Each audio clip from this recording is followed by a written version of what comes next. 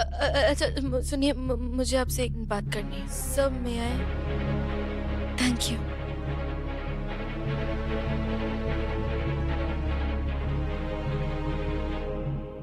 देखिए, आप ये जो कर रहे हैं ना, बहुत गलत है। और हाँ, मैं सब जानती हूँ। माई पर तो कोई आरोप है ही नहीं। आरोप है नहीं, लेकिन लगाया तो जा सकता है ना। माई के ट्रूथ सीरम टेस्ट की तैयारी करो। मैंने आपको और मल्हार जी को बात करते हुए सुन लिया था। आप आई पे गलत इल्जाम लगा के उन्हें फंसाना चाहते हैं ताकि आप उन्हें पूछताछ के लिए बुला सके और फिर उनके साथ ट्रूथ सीरम टेस्ट कर सके। अरे ये क्या कह रही है मैडम? हमें कुछ नहीं पता। हमें तो इन्फॉर्मेशन मिली थी कि इस कॉलेज के बच्चे गैर कानूनी चीजों का इस्तेमाल कर रहे हैं। हम तो इसके लिए आए थे। देखिए, झूठ बोलना बंद करिए, प्लीज। ऐसा मत करिए। आप क्यों आई के पढ़ने लिखने के सपने को तोड़ना चाहते हैं? अगर उनके खिलाफ पुलिस केस हो गया तो ये बात घर तक चली जाएगी और फिर राव साहब को सब सच पता चल जाएगा और फिर राव साहब भाई को कभी कॉलेज नहीं आने देंगी।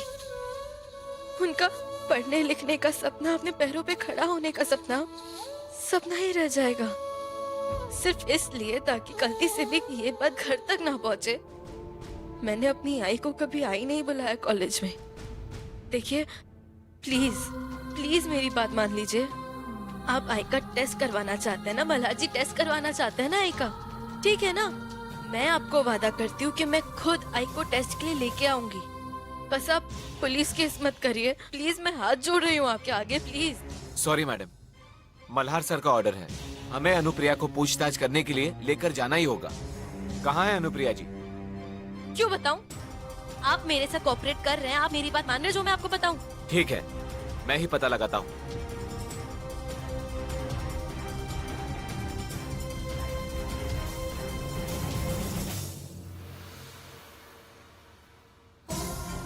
आई का फोन भी एन मौके पे स्विच ऑफ बता रहा है। मुझे तभी लगा था जब उनके फोन की बैटरी खत्म हुई थी ना कि आज इस वजह से कोई ना कोई मुसीबत जरूर आने वाली है। कहाँ है वो औरत? पता है किसी को? वैसे आंटी को देख के लगता नहीं है कि आंटी सिगरेट विगरेट पीती होंगी।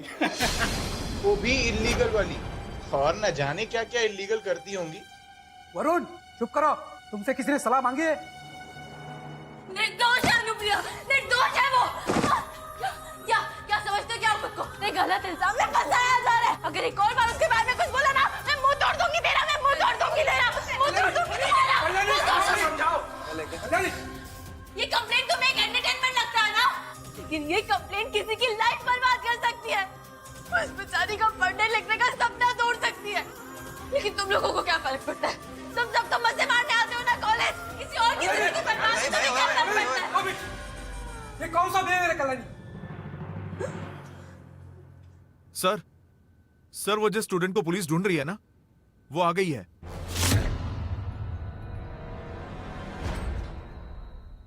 सुनो कल्याणी, पुलिस अनुप्रिया से क्या चाहती है मैं नहीं जानता, लेकिन इस हरकत की वजह से कॉलेज अनुप्रिया के खिलाफ स्ट्रिक्ट एक्शन जरूर लेगा।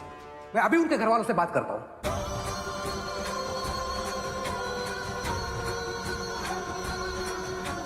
सब कुछ खत्म हो गया।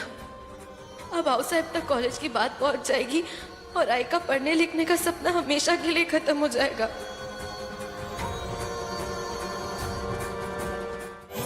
गोद लिया पूरा परिवार, पर क्या मिल पाएगा सबका प्यार? क्या लगा आप लोगों को कि आऊ साहब पर बुरा समय आया तो आऊ साहब गांव वालों को भूल जाएगी? अरे ऐसे कैसे? आऊ साहब के मन में गांव वालों की चिंता हमेशा रहती है। और हाँ, ये साड़ी तुम्हारी बहन के लिए, उसे भी देना। हाँ, और सुनो, गांव की बाकी औरतों को भी यहाँ भेजना।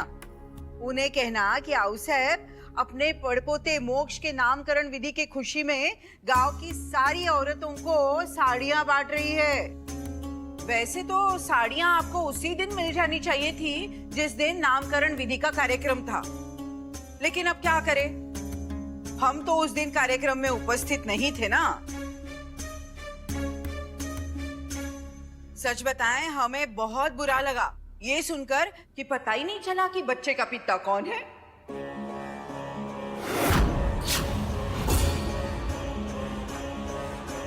परमेश्वरा, और कितना कलयुग दिखाएगा। अब सब हम चलते हैं। अरे बैठिए बैठिए, अभी आप लोगों ने मिठाई कहाँ खाई है?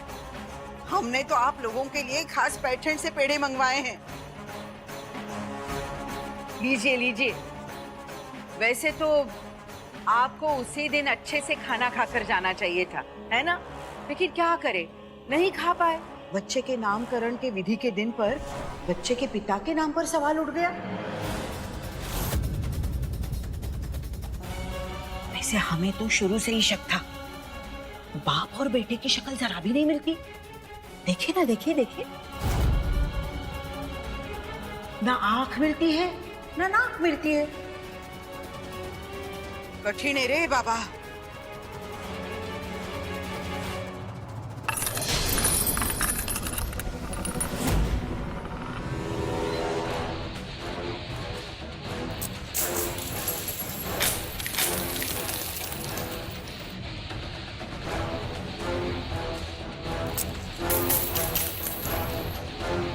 ये क्या है? मेरे बेटे को आपका तमाशा बहुत पसंद आया, इसलिए सिक्के फेंक रहा है आपके ऊपर। और लीजिए। चलो,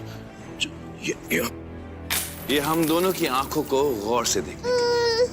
लीजिए और लीजिए, थोड़े से और लीजिए। हाँ, अच्छा मोक्ष, ये फेंके। आप तो वैसे भी दाने दाने की मोहताज हैं, काम आएंगे आपके। वैसे मानना पड़ेगा, उधारी देने की ताकत है नहीं आपके अंदर, और अपनी झूठी शान के लिए साड़ियां बांट रही हैं आप। पूर्ण विराम। अरे ऐसे कैसे पूर्ण विराम आओ साहब, अभी तो मेरे बच्चे ने ठीक से बख्शिश दी भी नहीं आपको। थोड़ा सा और। हाँ, ये लीजिए। ये पैसे हमारी नाक को गौर से देखने के लिए। और लीजिए। हिम्मत कैसी हुई तुम्हारी? आवाज नीचे आओ साहब, आवाज नीचे। तरस आता है मुझे आप लोगों पर, जिन्हें हमारा नाक नक्श तो दिखता है, लेकिन बाप बेटे का प्यार नहीं दिखता। अब समझ में आया मोक्ष, और साहब की आंखें कमजोर हो गई हैं। अभी तो उन्हें समझ में नहीं आता कि तू अपने बाबा के साथ कितना खुश है। ना तो उन्हें हमारा प्यार नजर आता है, और ना ही बाप बेटे का रिश्ता। वैसे अगर आंखों के ऑपरेशन के लिए पैसों की जरूरत हो ना, तो बता दीजिएगा।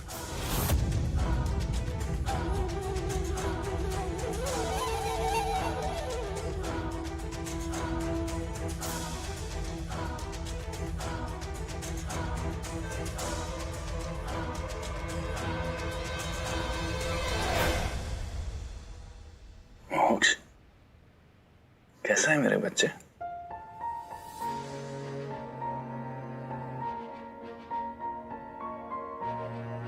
मोक्ष,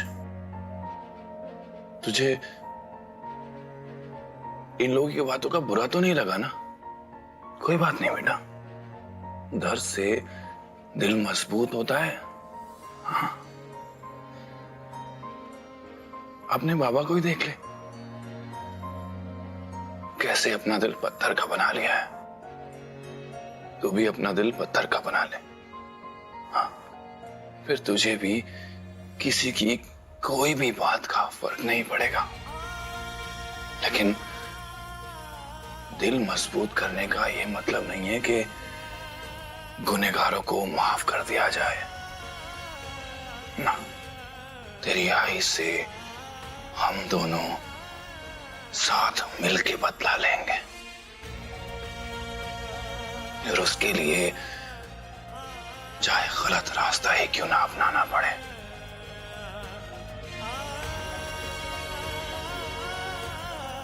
बेटा, मैं जानता हूं कि मैंने माई के साथ गलत किया,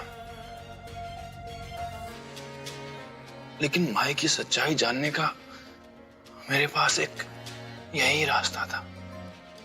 फिर चाहे माई की पढ़ाई के बारे में पूरे घर को ही क्यों ना पता चल जाए। मैंने सही किया ना मोक्ष? मल्हार साहब, वो कॉलेज के प्रिंसिपल आए हैं, कुछ हवलदार भी है।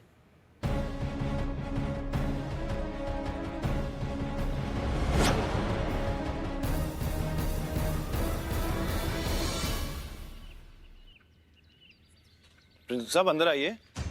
एक मिनट। मल्हार साहब, बहुत दुख की बात है, इस घर में एसीपी और पुलिस होते हुए घर की सदस्य गैर कानूनी काम कर रही है।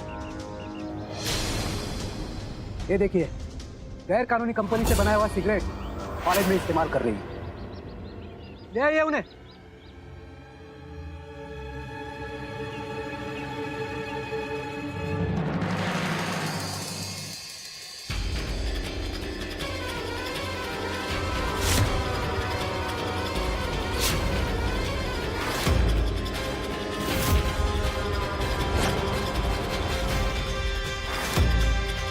सॉरी सर, वो मुझसे गलती हो गई।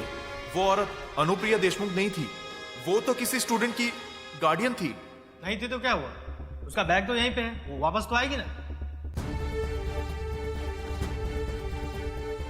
इसके पहले कि आई यहाँ पे आए और अरेस्ट हो जाए, मुझे कुछ तो करना होगा।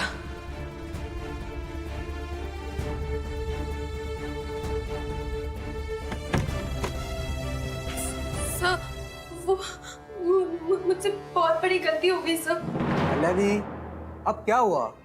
रो क्यों रही हो तुम? सर, एक्चुअली बात यह है कि वो जो बैग में इलीगल सिगरेट्स थी वो मैंने डाली थी अनुप्रिया के बैग में। क्या? वो जब बैग की चेकिंग शुरू हुई ना तो मैं बहुत डर गई और डर के मारे मैंने वो सिगरेट्स अनुप्रिया के बैग में डाल दी। अरे क्यों झूठ बोल रही हो मैडम? नहीं सर, मैं झूठ नहीं बोल रही हूँ। मैं डर जरूर गई थी, लेकिन मैं नहीं चाहती थी कि मेरी गलती की सजा बेचारी अनुप्रिया भुगते।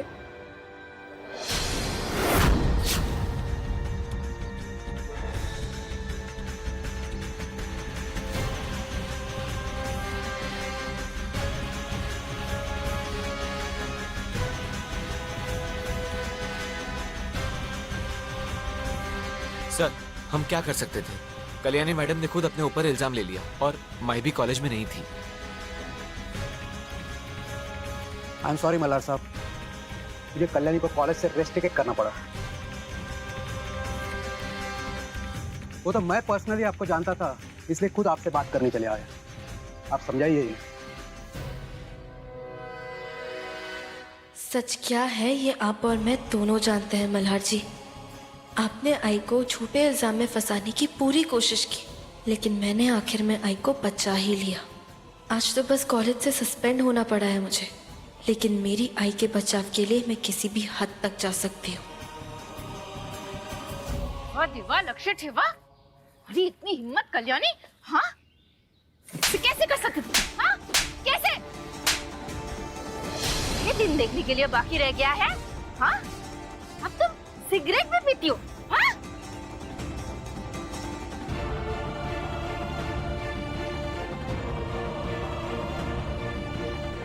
ये संस्कार दोगी तुम मेरे नातू को? शर्म नहीं आती है तुम्हें? कम से कम मल्हार की इज्जत के बारे में तो सोचती। मल्हार, मैंने तुमसे कहा था ना, ये लड़की मेरे नातू की माँ होने के लायक ही नहीं है।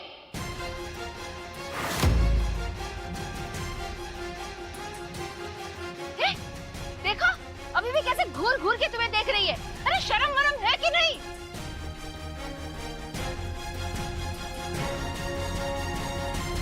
परमेश्वरा, देखो तो, अरे एक ऐसा पुलिस वाला है जो अपनी पहली बीवी को काबू में नहीं रख पाया और दूसरी भी हाथ से छूटी जा रही है।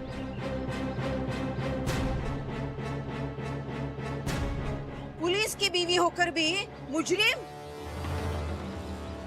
छी छी छी, ये कैसी शर्मिंदगी।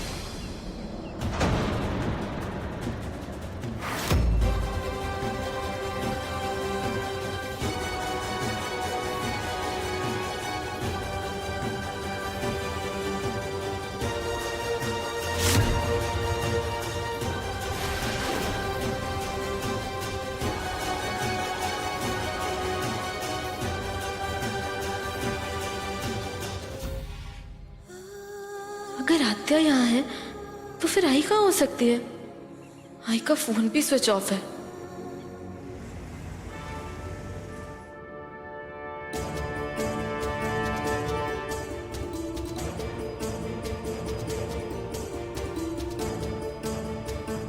अरे क्या जरूरत थी तुम्हें देविकर से ये वादा करने की कि हम ए पॉजिटिव ग्रुप वाली किडनी ढूंढ लेंगे?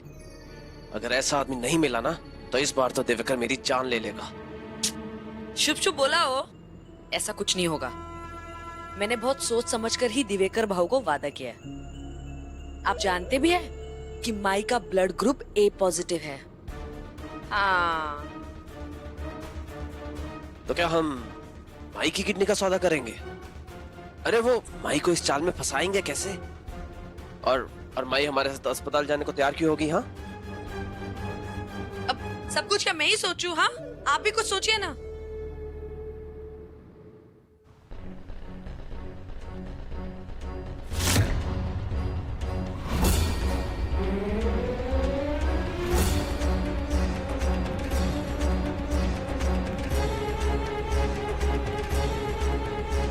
माई,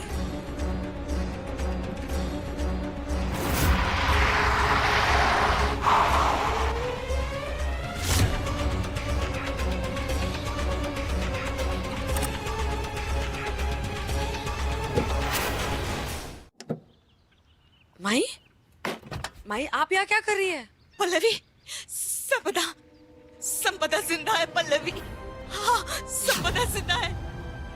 हाँ विवेक, मुंबई में है वो। मैंने खुद उसकी आवाज सुनी है और मैंने अपर्णा ताई को भी देखा है उसके साथ बात करते हुए। क्या? इसका मतलब अथर्व भी जिंदा होगा? देवा तुझे कृपाशाली रे। लेकिन माई, खबर तो पक्की है ना? हाँ हाँ, ये देखो, मैं तो वो फोन का बिल भी लेकर आई हूँ साथ में। बस अब एक बार इस नंबर से मल्हार, संपदा और अथर्व को ढूंढ लेना तो उसे भी यकीन हो जाएगा कि कल्याणी निर्दोष है। मेरी बच्ची ने कुछ नहीं किया है। संपदा और अथर्व को भगाने में हमने उसकी मदद नहीं की थी, उसे यकीन हो जाएगा। क्या कर रही हो पल्लवी? हाँ? अरे भाई आप क्या कर रही हो? अब पागल हो गई हो क्या? क्या मतलब? मतलब ये माई कि आप संपदा की जिंदा होने की खबर मल्हार या बाकी घर वालों को बता देंगे तो ये बात अपर्णा ताई तक भी पहुंच जाएंगी और फिर वो संपदा को खबर कर देगी इस बारे में। और जब मल्हार उन्हें ढूंढने जाएगा तब तक संपदा और अथर्व भाग चुके होंगे फिर से।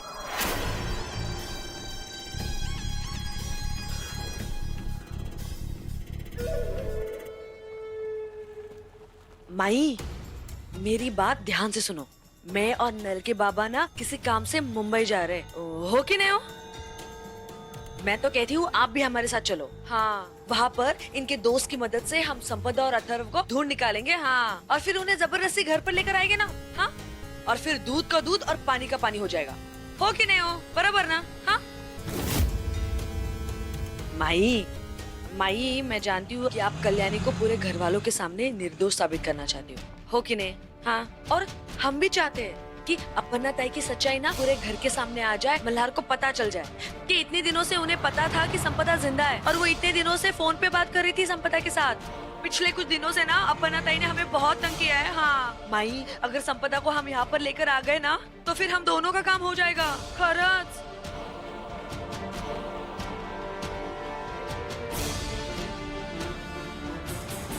लेकिन कल्याणी को तो मुझे ये बात बतानी ही पड़ेगी।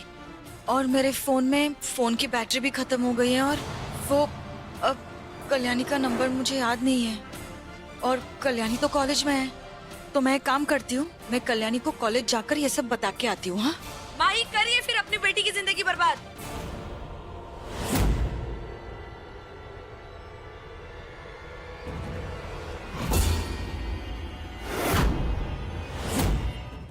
मैं क्यों अपनी बेटी की जिंदगी बर्बाद करूंगी? अरे भाई, मुझे कुछ समझ में नहीं आया। अगर आपने कल्याणी को ये बात बता दी तो कल्याणी मल्हार को जाके बताएगी और फिर अगर गलती से भी अगर हम संपदा और अथर्व को ढूंढने में नाकामयाब रहे तो फिर मल्हार को फिर से शक हो जाएगा कि कल्याणी ने ही अथर्व और संपदा को फिर से भगा दिया। हाँ, मुझे कल्याणी से कोई खास लगाव नहीं है, आप जानती हैं, लेकिन मैं भी तो एक औरत हूँ ना। हाँ, एक औरत ही दूसरी औरत का दर्द समझ सकती है, और मैं नहीं देख सकती कि कैसे वो 18 साल की लड़की उस पर वो मल्हार कैसे अत्याचार करता है। मैं नहीं देख सकती। तो इसका मतलब तुम ये कहना चाहती हो कि मैं ये बात कल्याणी को भी ना बताऊं? हाँ, सिर्फ कल्याणी के भले के लिए। देखिए, एक बार अथर्व और संपदा हमारे हाथ लग जाए बस, उसके बाद ना आप छाती ठोक के पूरे घर वालों के सामने सच्चाई बता दीजिए, और फिर सबको पता चल जाएगा कि आपने और कल्याणी ने संपदा और अथर्व को नहीं भगाया। कळला? लेकिन तुम क्यों मेरी मदद करना चाहती हो? माई, हम भी तो आपके अपने हैं ना। हाँ, अब हम नहीं मदद करेंगे तो कौन करेगा आपकी? हाँ बताइए। और सबसे जरूरी बात माई, मुझे ना अथर्व को सबक सिखाना है। हाँ माई, मैं आपसे सच कह रही हूँ, यही अच्छा तरीका है। हम दोनों मुंबई चले जाए, यही सबके लिए ठीक है। एक बार वो हमारे हाथ लग जाए, फिर सब ठीक हो जाएगा। आप मेरी बात को समझिए माई, हम दोनों का ही फायदा है मुंबई जाने में। देखो, मुझे मेरा भाई मिल जाएगा और आप कल्याणी को निर्दोष साबित कर पाओगी। ठीक है, शायद तुम सही कह रही हो। कल्याणी को अभी ये बात नहीं बतानी चाहिए, क्योंकि अगर अथर्व और संपदा को हम नहीं ढूंढ पाए तो मल्हार तो फिर से कल्याणी पर ही शक करेगा।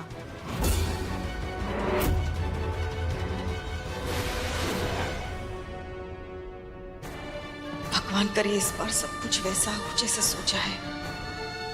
मैं मुंबई के लिए निकल तो पड़ी हूँ, पर बेचारी कल्याणी मुझे ढूंढते हुए परेशान हो रही होगी। बेचारी कल्याणी सोच रही होगी कि पता नहीं माई बिना बताए कहाँ चली गई। उसे क्या पता कि माई हमारे साथ अपनी किडनी का दान करने जा रही है। हाँ,